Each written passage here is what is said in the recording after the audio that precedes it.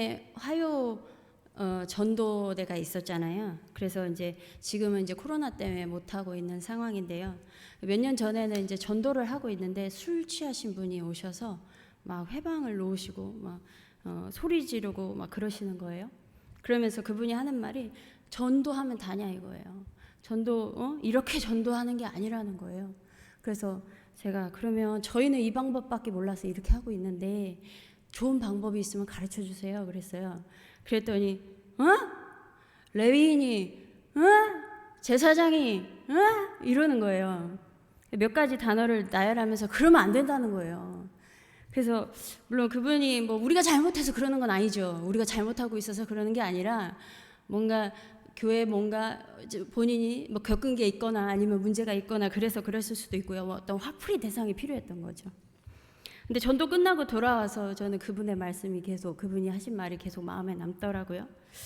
어쩌면 그분의 행동이 지금 우리가 이 사회 안에서 보여지는 교회를 향한 질타가 아닐까라는 생각을 했어요. 우리는 신앙에 열심이 있죠. 예, 열심 정말 저는 중요하다라고 생각을 합니다. 근데 열심을 내는 만큼 성숙한 모습도 필요할 텐데요.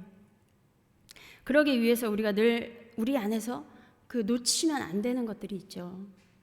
우리가 어떤 것을 중심에 두고 살아가야 하느냐라는 거예요. 잃어버리면 안 되는 그 본질이 무엇이냐라는 것이죠. 오늘 본문에 이제 사마리아인이 나오는데요. 유대인들은 왜 사마리아인들에게 유독 더 거리낌을 갖고 있었을까라는 거예요. 사마리아는 북이스라엘의 수도였고 이 북이스라엘은 기원전 722년에 그 최강대국이었던 아수르에 의해서 멸망을 당하잖아요. 그 아수르가요 북이스라엘을 점령을 하고 수도 사마리아에 정책을 펼쳐요. 그게 어떤 정책이냐면 열왕기하 17장 6절에요. 호세아 제9년에요. 이 북이스라엘의 마지막 왕이었던 이 호세아 제9년에 아수르 왕이 사마리아를 점령하고 이스라엘 사람을 사로잡아 아수르로 끌어다가 고산 강가에 있는 할라와 하볼과 메대 사람의 여러 고을에 두었더라. 그러니까 점령을 해서 사마리아 사람들을 다는 아니고 일부를 데리고 가요. 그래서 자기 아수르 지역에 다 흩어놓는 거예요. 그렇게 하고 그 빼온 그 사람들이 있으니까 거기다 또 사람을 넣어야 되잖아요.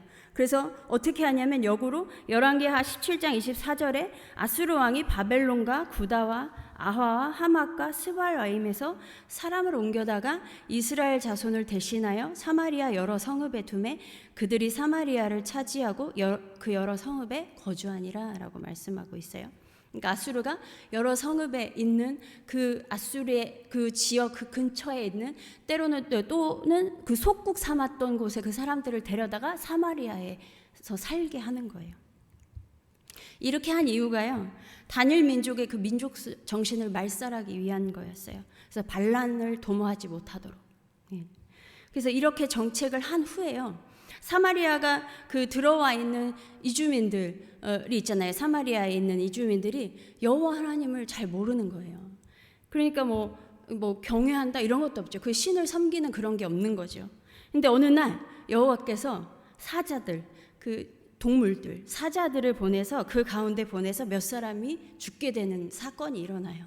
그러니까 이 사건들을 보면서 이 땅에 신이 뭔가 화가 났나 보다, 노하셨나 보다라는 짐작을 하고 아수르 왕에게 이제 그 일을 보고를 해요.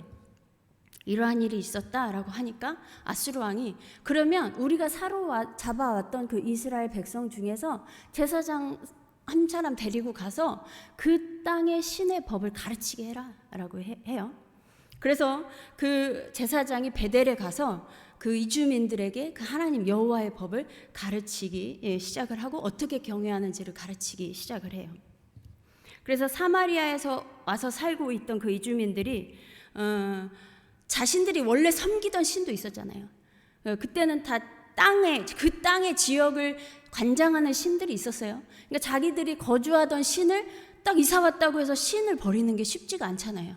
그러니까 형상도 짓고 산당도 지어서 자기들의 신을 섬기고 그리고 이 지금 우리가 살고 있는 이 지역의 신이 화나면 안 되잖아요. 노하시면 안 되잖아요. 그러니까 동시에 하나님을 경외하는 거예요. 자신들의 신도 섬기고 하나님도 섬기면서 산당도 짓고 제사장도 거기다 두고 그 여호와께 제사도 드리면서 같이 동시에 섬기는 거예요. 그 이주민들은 이렇게 섬기면 된다고 생각을 했겠죠. 그러니까요, 이들은요 완전히 여호와 하나님을 아는 것도 아니고 완전히 또 모르는 것도 아니에요. 애매한 거예요. 네. 이 애매한 상황에서 이렇게 또 낳고 자손들이 낳고 나서 이렇게 그 지역을 이룬 게, 그래서 그 사람들이 사마리아인들인 거예요. 근데 이제 사마리아인들의 모습이 이제 계속 되는 거죠. 그 이제 북이스라엘은 그런, 지금 사마리아는 그런 상황이고, 남유다가 이제 나중에 바벨론에 의해서 멸망을 해요. 그래서 포로기가 끝나고 다시 돌아오잖아요. 그때까지의 시간이 총 한 약 200년 가까이 돼요. 그때까지도 사마리아인들은 그런 삶을 살고 있는 거예요.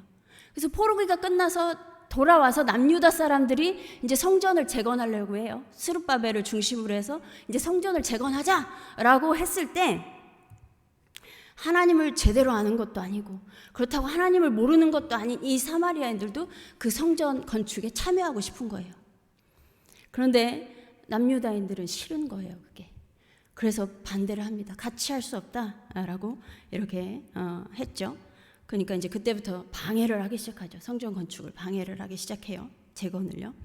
그때부터 시작된 앙금이요, 예수 시대까지 계속된 거예요. 네. 성전 재건을 하려고 했던 때부터 550년이 넘도록 골이 깊어진 거예요. 이거 어떻게 할 수가 없는 상태예요. 낭숙이 된 거죠. 그냥 상종을 아예 안 하는 거예요. 아예 쳐다도 안 보는 거예요. 이런 상태인 거예요. 근데 오늘 본문에 유대인 중에서도 율법에 있어서 아주 탁월한 지식을 가진 이 율법 교사, 이 서기관이라고도 하죠. 예수를 시험하려고 질문을 해요. 선생님, 내가 무엇을 해야 영생을 얻을까요? 라고 질문을 해요. 너무 그럴듯하잖아요. 이 당시에는 또 영생에 대해서 되게 관심이 많았던 시대였고, 사람들이 신앙도 되게 좋아 보이고, 또 율법 교사잖아요. 얼마나 굉장해 보여요, 이 질문이요. 근데 이 질문이 순수함에서 나온 것이 아니라 예수가 어떻게 대답하나 보자라는 생각으로 시험하는 질문이었다는 것이죠. 근데 예수님은 다 그것을 간파하고 계셨던 것이고요. 그래서 역으로 질문을 하세요. 예수님께서 율법에 뭐라고 기록되어 있는지 너는 그것을 어떻게 읽고 있냐라고 질문을 하셨죠. 서기관은 너무 잘 알고 있는 거예요. 공부를 잘했을 것 같아요. 내 마음을 다하며 목숨을 다하며 힘을 다하며 뜻을 다하여 주 너의 하나님을 사랑하고 또한 내 이웃을 내 자신같이 사랑하라 하였나이다 라고 대답을 너무 잘해요. 이 모든 이 성경 안에 모든 율법의 최고, 본질 중에 이 성경 내용이 다 본질이고 진리라면 이 본질 중에서도 가장 최고의 법이고 본질인 이 말씀을 너무 잘 알고 있는 거예요. 그래서 서기관이 뭐라고 대답을 하냐면, 그래서 서기관이 대답을 보고서 예수님께서 뭐라고 하시냐면, 네 대답이 옳다. 너무 잘했다 그거예요. 근데 그렇게 살면 돼 이제 그러면 라고 하시는 거죠. 예수님의 말씀하신 뜻은 그래 잘 알고 있네. 그럼 살면 돼 라는 거예요. 근데 서기관은 지금 상황 파악이 안 돼요. 그 다음 질문을 어떻게 하냐면요, 자기를 옳게 보이고 싶은 거예요. 그래서 예수님한테 그러면 내 이웃이 누군데요? 라고 물어보는 거죠. 근데 이 질문 왜 자신을 옳게 보이고 싶으면서 이런 질문을 했을까? 이 서기관의 이웃이 누구였을까요? 이 당시에요, 이웃의 의미가 어떤 신앙의 동료, 그리고 정치적, 종교적인 동지, 아니면 정당의 어떤 동지, 이 서기관은 또 영향력이 있었기 때문에 그런 사람들이 또 주변에 있었겠죠. 이렇게 비슷한 위치에 있는 이웃을 사랑하는 것이 그렇게 어렵진 않았을 거예요. 간혹 어려웠을 수도 있겠죠. 서로 마음이 안 맞으면 어려웠을 수도 있겠지만 큰 문제가 없었다면요, 그냥 나랑 비슷한 그 환경과 그런 부분에 있었던 이웃을 사랑하는 거는 그렇게 어렵지 않았을 거예요. 서로 쌍방간에 또 잘 됐을 거예요. 그런 부분이요. 그래서 자신은 그렇게 살고 있다라고 옳게 보이고 싶었던 거죠. 자신의 이웃이 그렇게 어려운 사람이 아니니까요. 그래서 내 이웃이 누구입니까? 라는 질문을 한 거예요. 그런데 예수님은 뜻밖의 말씀을 하시는 거죠. 어떤 사람이 강도를 만나 거의 죽게 되었어. 그런데 그 사람을 지나가다가 제사장이 발견을 했는데 그냥 지나쳤어.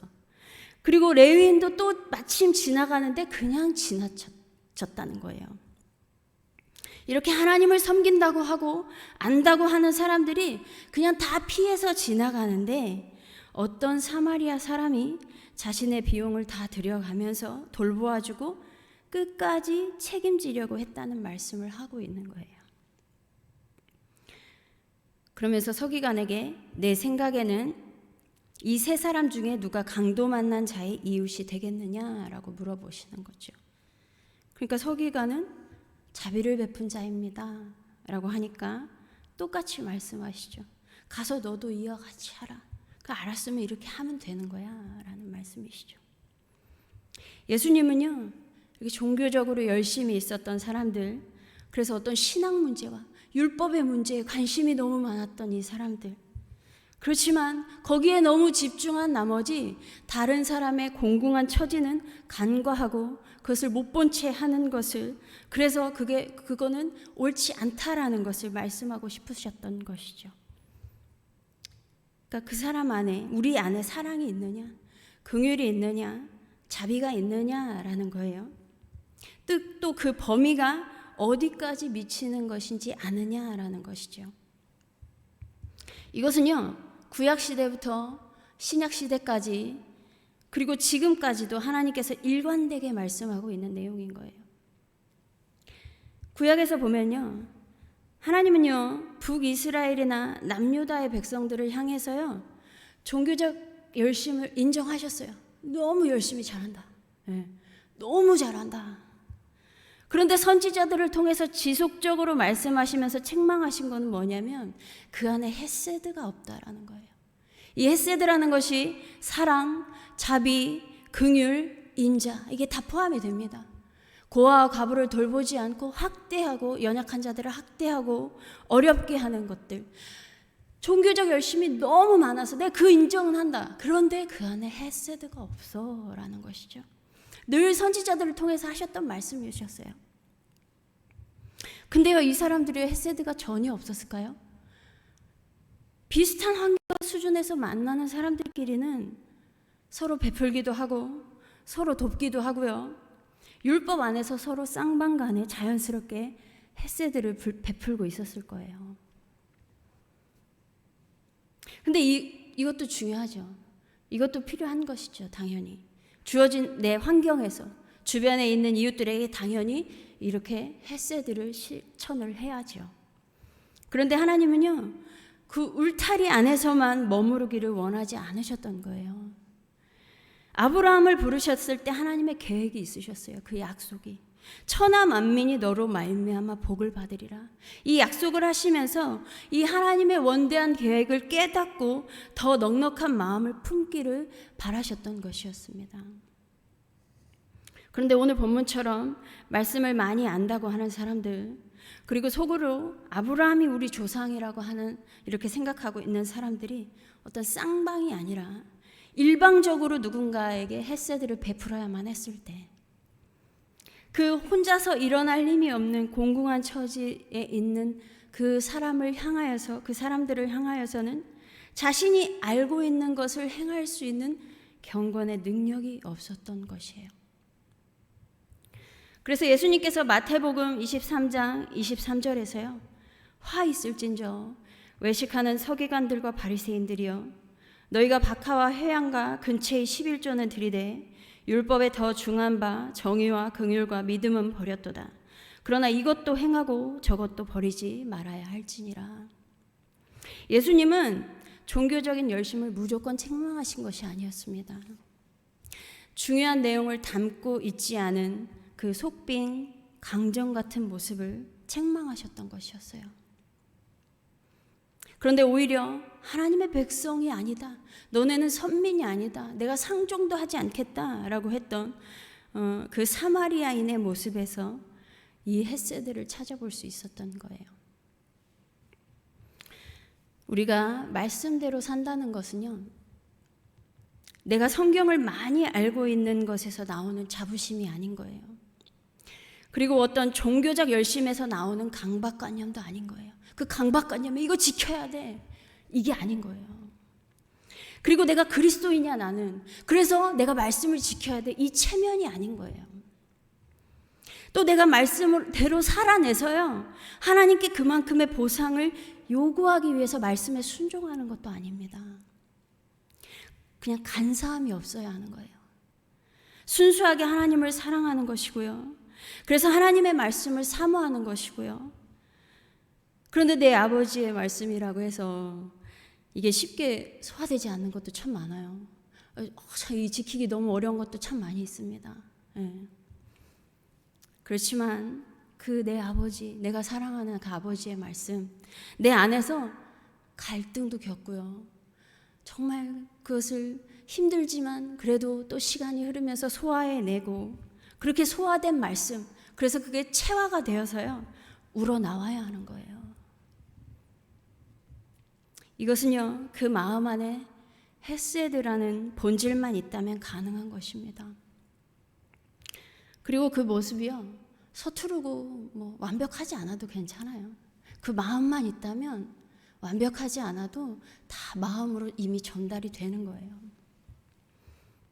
그런데 그렇다고 늘 제자리 걸음만 할 것이 아니라 또 건강하게 성장을 해야겠죠. 그래서 그리스도의 내 장성한 분량에까지 자라나야 하는 것입니다. 우리 사랑하는 한성교회 성도 여러분, 하나님께 열심을 내시기 바랍니다. 하나님 많이 사랑하시고 하나님 말씀도 사모하셔서 그 고상한 지식을 가지시고 예배도 잘 드리시기 바랍니다. 그러나 내 이웃을 사랑하는 이 헤세드, 늘 마음에 품으셔서 균형 있는 모습으로 그리스도의 장성한 분량까지 우리가 함께 잘 성장하게 되기를 바랍니다. 물론 한성교회가 저는 충분히 그러한 분들이 너무 많으시고 모범이 된다라고 생각을 하고 있어요. 근데 앞으로 더 한국교회에서 모범이 되는 교회로 성장할 거라 저는 믿습니다. 그래서 바라는 것은요, 예수를 정말 몰라서 헤매는 많은 영혼들이요, 한성교회의 모든 성도님들의 관심과 사랑으로 위로도 받고요, 치유도 경험해서요, 그래서 믿음 안에서 잘 정착하고요, 잘 성장해서 하나님의 나라가 더욱 확장되는 한성교회가 되기를 축복합니다. 기도하겠습니다. 하나님 감사합니다. 하나님, 우리에게 베푸신 사랑 너무 큰데 우리가 많이 잊고 살 때도 있습니다. 그럼에도 불구하고 우리를 여기까지 인도하신 하나님 정말 감사합니다. 우리 마음에 정말 주님을 향한 더욱 갈급한 심령 더하여 주셔서 하나님을 갈급해하며 하나님을 찾고 하나님의 말씀을 사모하듯이 또한 이 세상을 향하여서 많은 이들에게 우리가 가진 그 하나님의 사랑과 은혜로 많은 이들을 살리며 위로하며 그들을 정말 하나님께로 인도하는 그러한 역할을 잘 감당할 수 있는 하나님의 백성 되게 하여 주시옵소서. 그래서 이 하나님의 교회가 정말 이 한국교회에서 아름답게 성장하는 이 한성교회 되기를 믿습니다. 감사드리며 우리 주 예수 그리스도의 이름으로 기도드립니다. 아멘.